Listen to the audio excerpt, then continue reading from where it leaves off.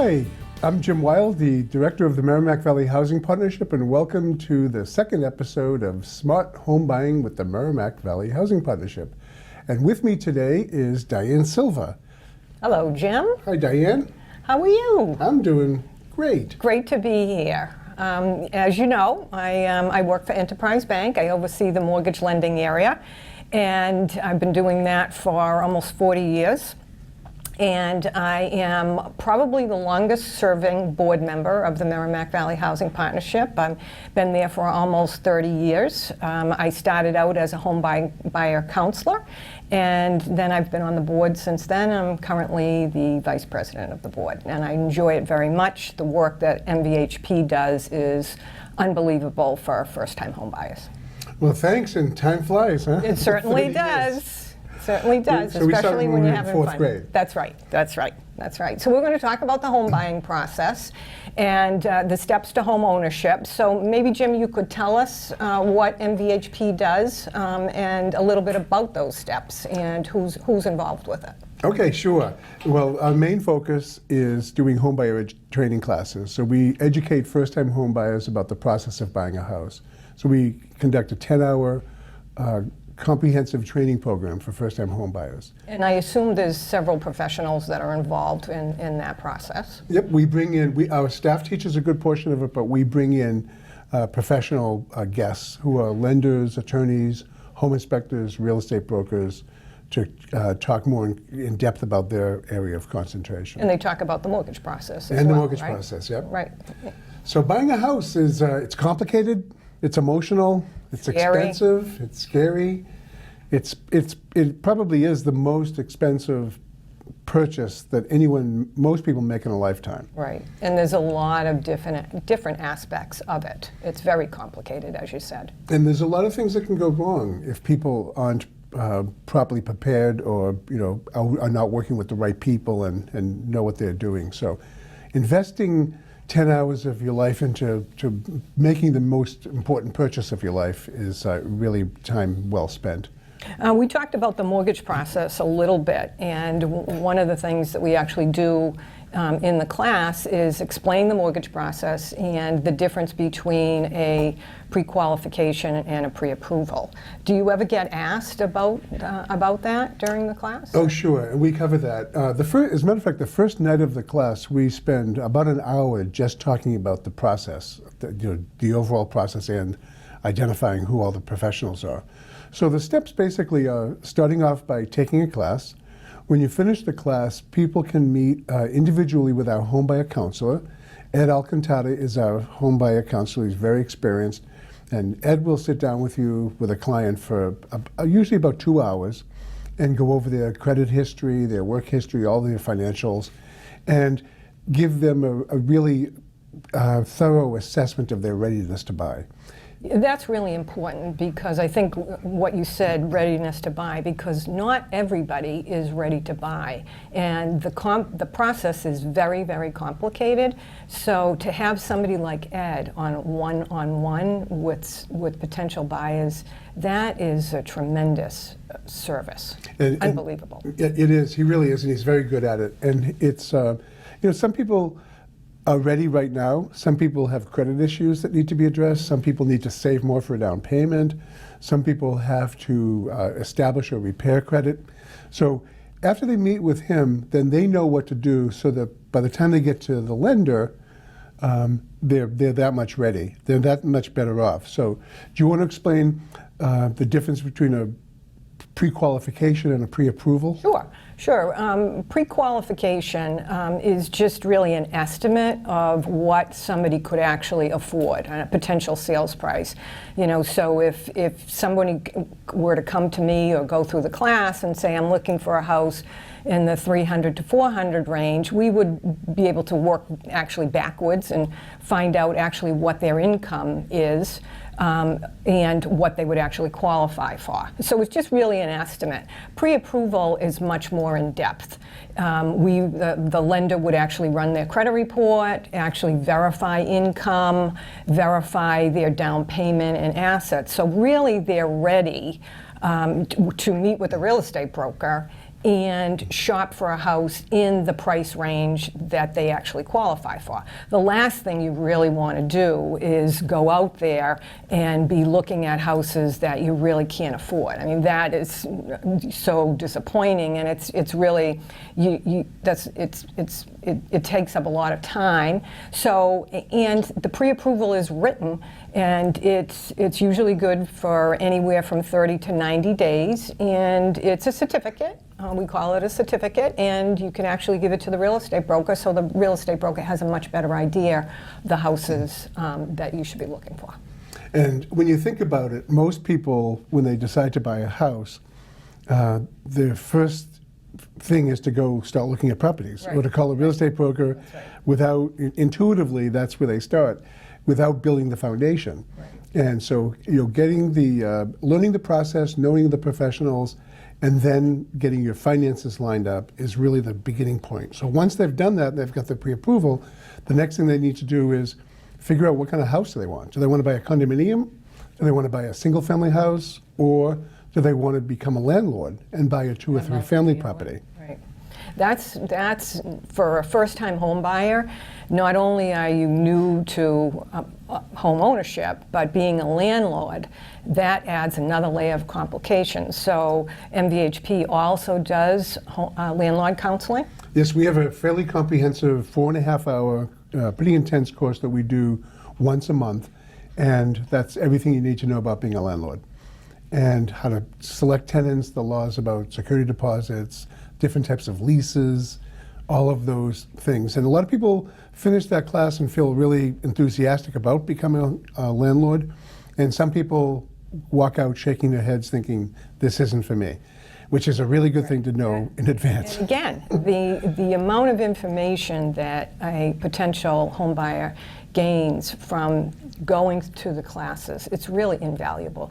The potential buyers that we see are so much more educated and so well qualified by the time they reach the mortgage process stage. Mm-hmm. It's great. Yeah, I love it. Never gets old. No, it doesn't. 27 years, it doesn't get old. It's always great to see smiles on people's faces when you hand them over the keys. Yeah, it does make your day. We've had 18,000 families so far. Wow, go through our that's classes. tremendous. That's unbelievable. And I think you have great statistics as far as successful home ownership. There are your stats are much below the foreclosure averages than for customers or people that have not gone through the class. True, a little education goes a long way. Exactly. So once people decide what they want, they've got their financing lined up, they know what they want to buy, then the fun begins. Then you engage a buyer agent and you start looking at properties. You can look at 5 properties, 20 properties, whatever, till you find the right one. Then you make an offer on the property. Once the offer gets accepted, the buyer typically gets a home inspection. Mm-hmm. And we're going to do a whole episode of this program on home inspections. Oh, that's great. So we do, very important. So the home buyer has a home inspection done so that they really know the physical condition of the property they're buying.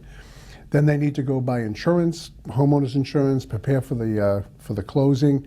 They also need to enter into the purchase and sale agreement. This is when the lawyers get involved, and the offer becomes the purchase and sale agreement, legally binding contracts. And at that point, they are required to put down a down payment. And the amount of the down payment varies, or deposit, on when they sign a purchase and sale agreement to actually bind it and show that they are really a serious buyer.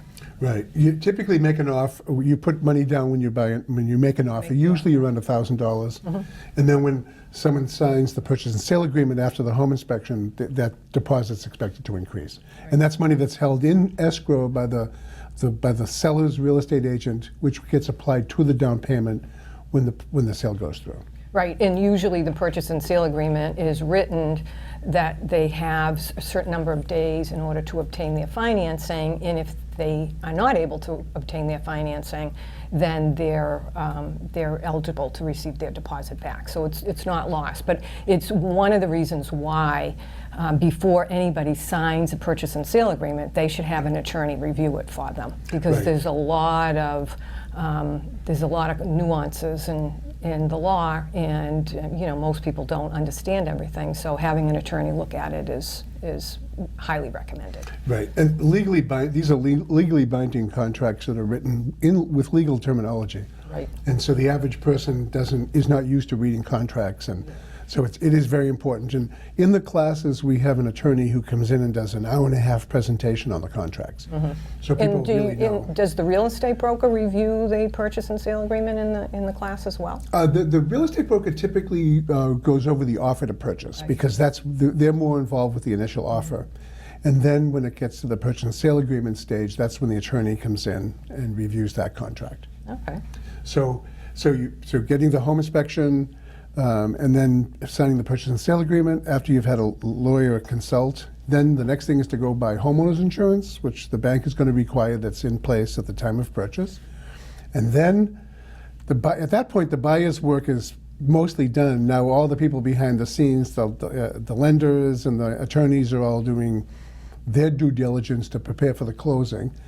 So the closing is the day when you become the homeowner. You go to the closing, you sign your name about 50 times, no exaggeration, and you write your initials about 150 times, no exaggeration. Then you leave with no money and a set of keys. Paperwork.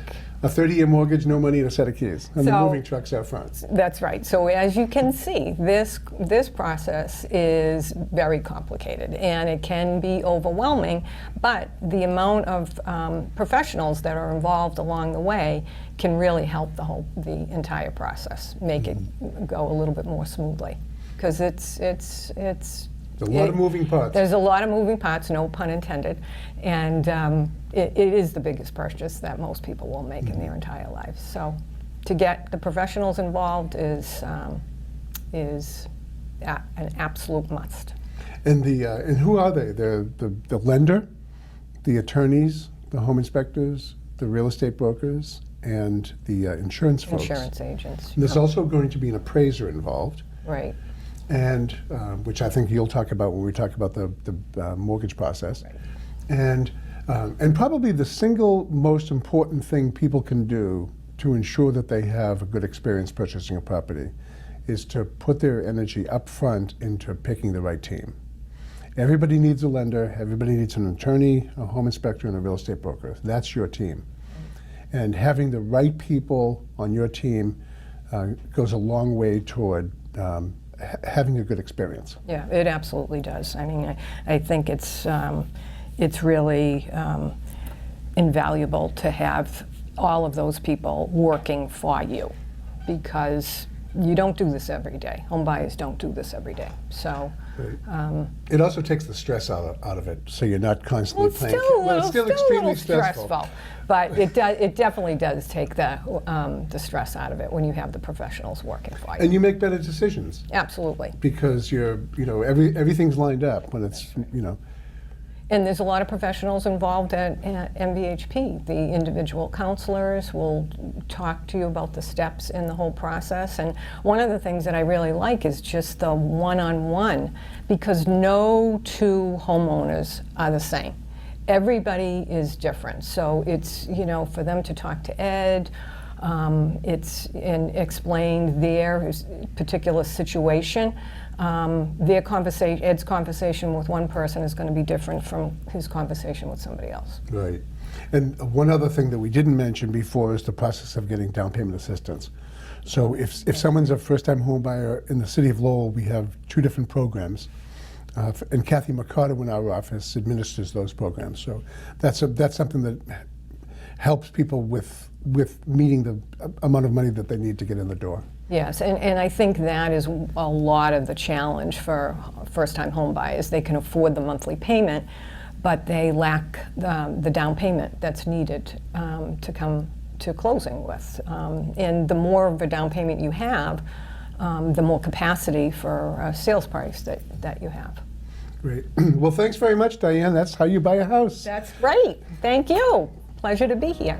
Thank you. I think the biggest takeaway for me was that I could actually do it, because there's a lot of times that you question yourself, you look at your finances and you look and you're like, is this possible? Is it impossible? And for most of the time, if you're, let's say, he was paying rent for so many years. And I remember we were having a conversation about, paying $1,000 a month in rent, for years. I think it was like 5 years. It's like $60,000. And you think about that, and you're really paying someone else's mortgage. So the fact of the matter is, if you can rent, you can own, pretty much. Exactly. That's the way I figured it out too. And now the money's going toward me instead of somewhere else, and I'm getting equity, and it's just, the feeling is great just to be a homeowner.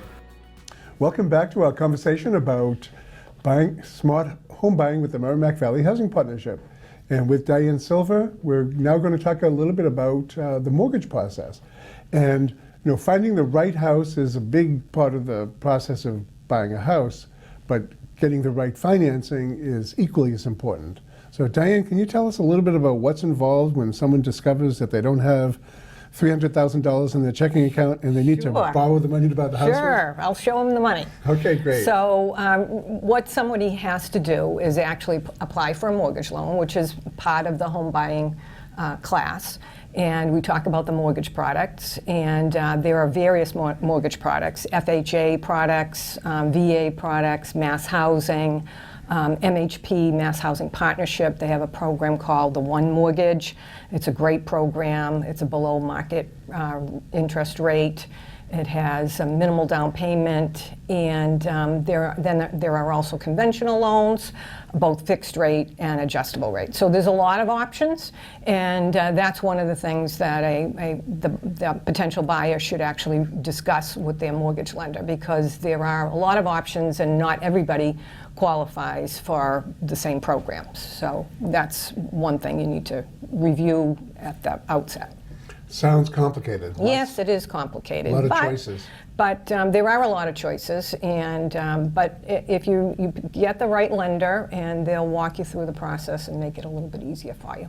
So once somebody determines what's the best mortgage program for them, whether it's the One Mortgage or a conventional mortgage, and they go to you for a loan, what process do you go through? How do you determine what somebody can qualify for? Well, there's a lot of different pieces, and we sometimes refer to it as the 4 C's of credit, which is actually credit, collateral, the capacity, and the capital. And so those are different pieces of the mortgage application process that we review to see if somebody actually qualifies. Okay, starting with credit, what does that mean? Well, what that is reviewing your credit history. And when someone goes through the training class, I think you run a credit report, which is great, because a lot of people don't know what their credit history looks like. And your credit history is very, very important. And when you run a credit report, there is a score, and they range anywhere from 500 to 800. Obviously, the 800 is the better credit scores, and believe it or not, your credit score actually impacts your interest rate. So if you have a higher credit score, you would have likely a lower interest rate, and depending on some of the products. So why is your credit history so important? Well, it tells the lender really your ability and willingness to repay. So it gives, and even it's a snapshot depending on how long you've had credit outstanding. I mean, when the lender is lending the majority of the money to purchase the house, so the last thing that they want to do is foreclose on the property. So they look at your credit to judge how well you've paid previously. And that's a good indication, unless there's an unusual circumstance, but that's a good indication of how you'd pay the mortgage. I think that's a good point to make that you just made too. Home buyers are putting down 3%, 5%. Right. The lender is putting down 95, 97%. Right. So they want to make sure that this is a solid loan. Right. And the other thing that we talked about was collateral and capacity. The collateral is actually the house that the home buyer is buying. And we talked about a home inspection previously. Well, when they go to apply for the mortgage, the lender actually completes an appraisal, hires an outside appraiser, and that's totally different from a home inspection. The appraisal gives the lender the estimated value of the property, and we hope it's at least equal to the sales price, depending. And then the capacity is actually verifying income. You know, do you have the ability to repay? So verifying your work history, your salary, reviewing W-2s, tax returns. And so that's another piece of it. Okay, what about the capital? Well, the capital has really a lot to do with the down payment, and again, one of the valuable pieces about the Merrimack Valley Housing Partnership is if somebody goes through the class, they are eligible, not guaranteed, down payment assistance. One of the things that's really very critical is verifying how much money someone has saved over the period of time to actually come up with a down payment and closing costs. So the down payment assistance programs help that. So that really is what we mean by capital. So we have credit, which is your payment history. We have collateral, which is the house itself.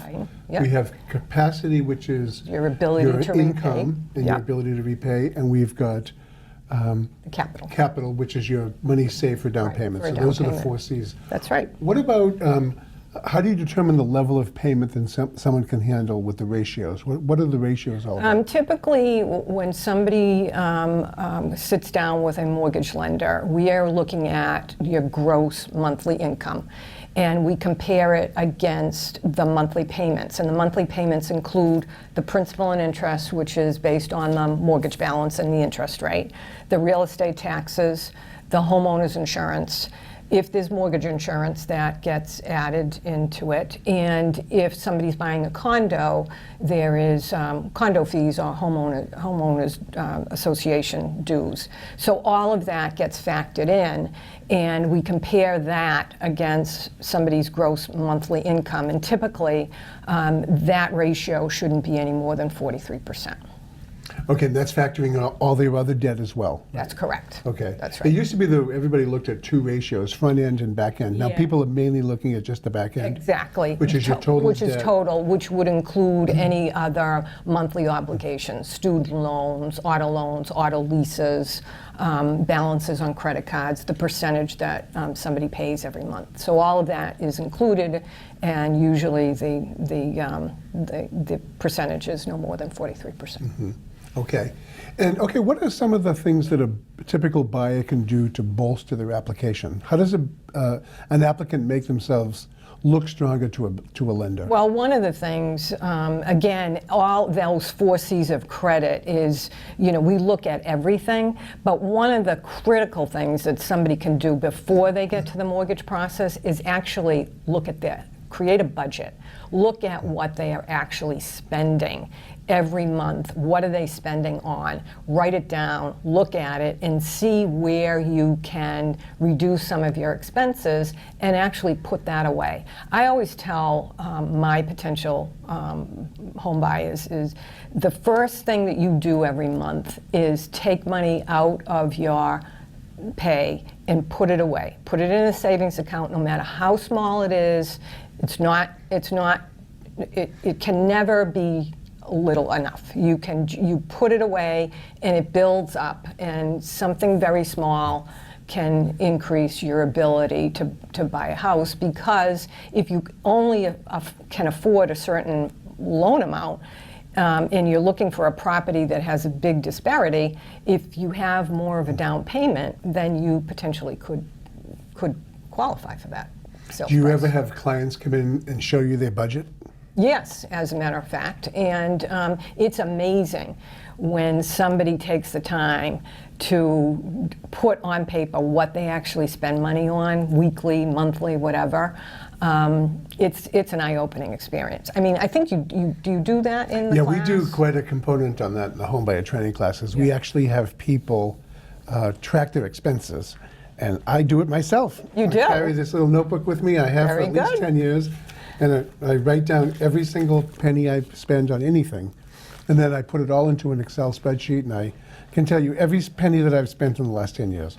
So that we kind of, I'm a little extreme, but we encourage all of the people going through the classes to track their expenses. And then we've given them a really nice tool that we've designed, which is an Excel spreadsheet that they can download and use them, customize for themselves. But it tracks everything that they spend by category. So at the end of the month, they can look at a piece of paper that says, this is exactly how much I spent. So on every category. So we have people do that for 2 or 3 months, and then they can really put together a meaningful budget, because it's based on real numbers, not what I really spent getting coffee on the way to work, what I really spent getting fingernails done, what I really spent on whatever. Right. Well, one of the things about buying a house or a condo, single family, a 2-family, or a condo, the expenses are always going to be there.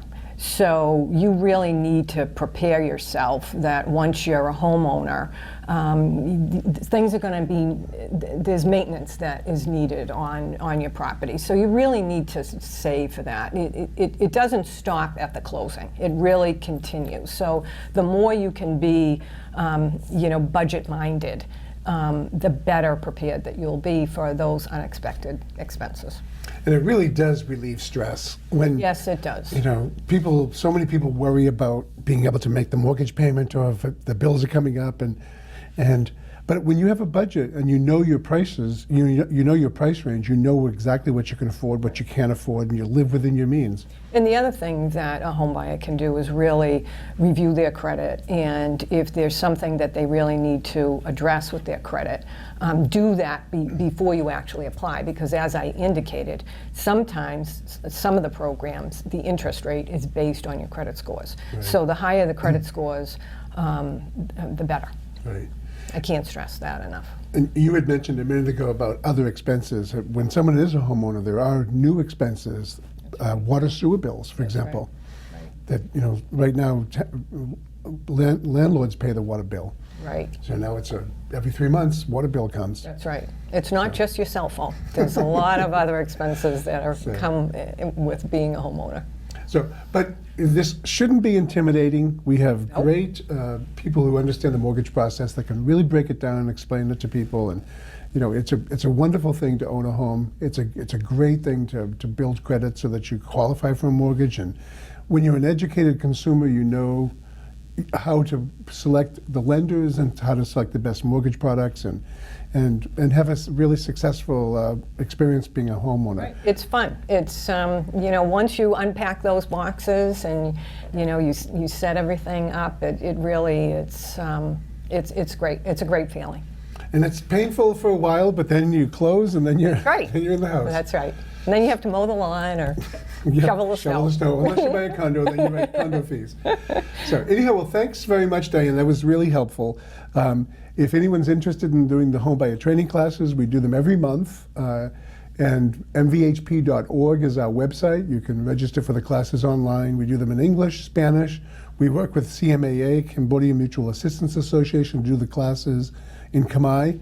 And we also do the landlord training, down payment assistance, individual counseling. So if you're thinking about it, the best thing to do is to take a class and go for it. Go for it. Thanks, Diane. You're welcome, Jim. Thank you.